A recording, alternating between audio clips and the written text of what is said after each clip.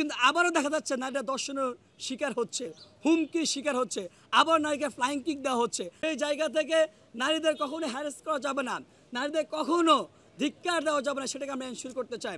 সর্বশেষ নির্বাচন কমিশনকে আবার উদাত্ত আহ্বান জানাই, ডাকসু নির্বাচনের পরিবেশ সুষ্ঠু আছে, শিক্ষার্থীদেরকে আপনারা হচ্ছেন অনুপ্রাণিত করুন, নিরুৎসাহিত করবেন না। শিক্ষার্থীরা নিরুৎসাহিত হয়ে 9 দিনের ছুটি পেয়ে তারা বাড়ি চলে যাচ্ছে। সেই জায়গাটা আপনারা কিভাবে কোন প্রসেসে গেলে, আগে তো আপনারা আমাদের কথা শুনেন নাই, কোন প্রসেসে গেলে শিক্ষার্থীরা উৎসাহিত হবে। কোন একটা গুচ্ছিকে আপনি তার পার্সিয়ালিটি মেনটেন করবেন না, শিক্ষার্থীদেরকে উৎসাহিত করুন, শিক্ষার্থীদেরকে ডাকসুর জন্য ক্যাপাবল করে তুলুন, যাতে করে আবারও না বলতে হয় যে আমরা 1 বছর পর যে প্রতিনিধি নির্বাচিত হয়েছে আমরা প্রতারিত হয়েছি।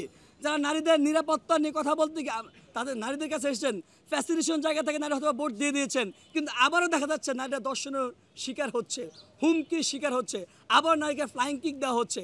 আবারও টিএসসিতে একজন নারী সে দাঁড়িয়েছিল হয়তো তার সিটের জন্য, সে তার বিরুদ্ধে গিয়েছিল, ওই যে গ্রুপের বিরুদ্ধে গিয়েছিল, নারী জুম করে ক্লোজ শট ভিডিও করবে, নারীকে দেখা যাচ্ছে ক্ষেত্রে সে লাথিও মারবে। আমরা সেটা বিরুদ্ধে আচরণ করতে চাই। আমরা বিশ্ববিদ্যালয় প্রশাসনকে আবারও উদাত্ত আহ্বান জানাই। সবাইকে ধন্যবাদ জানিয়ে শেষ করছি। আসসালামু আলাইকুম। কোনো প্রশ্ন আছে ভাই? একটু স্পেসিফিক একজন করে ভাই। না আমরা দেখুন, আমি তো দেখেন, প্রথম কথা হচ্ছে দেখেন, তারা তো গুপ্ত রাজনীতি করে, সেই জায়গায় তারা অস্বীকার করার জন্য তারা এই প্রকাশ্যে আনতেছে না বারবার করে। তাহলে আপনি কী দিয়ে প্রমাণ করবেন? অবশ্যই তারা অফলাইন এবং অনলাইন কর্মকাণ্ড দিয়ে। আপনি দেখেন সে অনলাইনে সরাসরি নিজেকে শিবিরের সমর্থক হিসেবে সে ঘোষণা করেছে। আমরা বারবার করে বলতেছি আপনার হলে কতজন কর্মী আছে, জনশক্তি কতজন আছে, সেগুলো আপনি প্রকাশ করুন। কেন প্রকাশ করতেছেন না? শিবিরের যে সভাপতি বর্তমান ফরহাদ হোসেন, তিনি বলতেছেন হলে কারা শিবির করে সেটা সবাই জানেন। তার মানে কি আমরাও তো জানি কারা শিবির, তার মানে আমরা যদি তার অফলাইন কর্মকাণ্ড অনলাইন কর্মকাণ্ড দেখে বুঝে যাই এ শিবির করে, তাই স্বাভাবিকভাবে ফরহাদের বক্তব্য দেখে বলতে পারি, যেহেতু আমরা জানি তাহলে বলতে পারি যে আলী হোসেন তিনি নিজে শিবির করেন, কারণ তিনি ফেসবুকে সেটা তিনি প্রমাণ দিয়েছেন, সেটা তিনি স্বীকার করেছেন তিনি শিবির করেন। ওকে ভাই, এখানে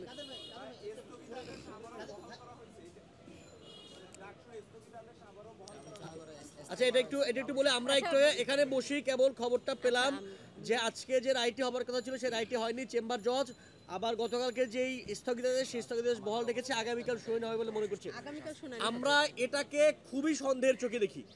আমরা এই জন্য সন্দেহের চোখে দেখি, আমরা জানি আগামী 4 থেকে 18 তারিখ 18 সেপ্টেম্বর পর্যন্ত কোর্ট বন্ধ থাকবে, এবং এই যে আজকে 2 তারিখ কালকে 3 তারিখ এই যে এটাকে বিলম্বিত করা হচ্ছে, এই বিলম্বিত করার মাধ্যমে ডাকসুকে বিলম্বিত করার একটা পায়তারা চলছে।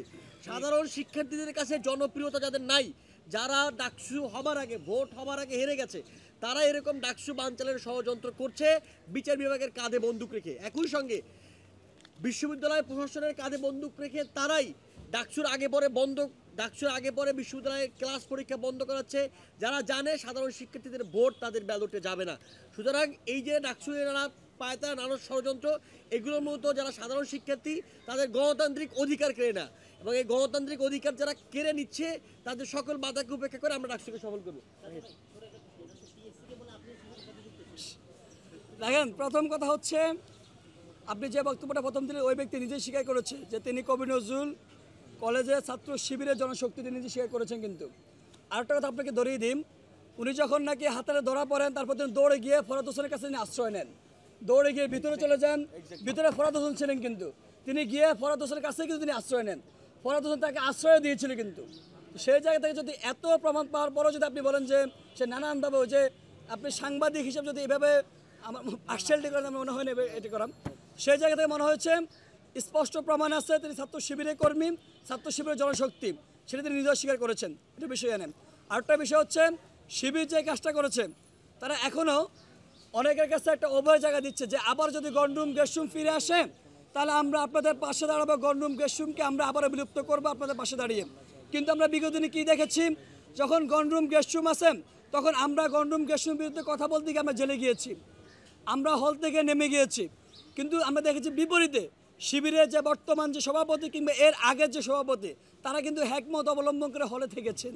তারা কিন্তু শুধুমাত্র নিজের স্বার্থের জন্য, নিজের গোষ্ঠীর স্বার্থের জন্য তারা হলে থেকেছেন। কিন্তু আমরা দেখেছি শিবিরের যে বর্তমান সভাপতি তিনি হচ্ছে আমার সমাজ কল্যাণ ইনস্টিটিউট ছাত্রলীগের পদও নিয়েছেন। কিন্তু আমরা দেখেছি শিবিরের আগের সভাপতি সাদিক কায়েম, তিনিও কিন্তু হচ্ছে শিবিরের একজন হল ক্যান্ডিডেট ছিলেন।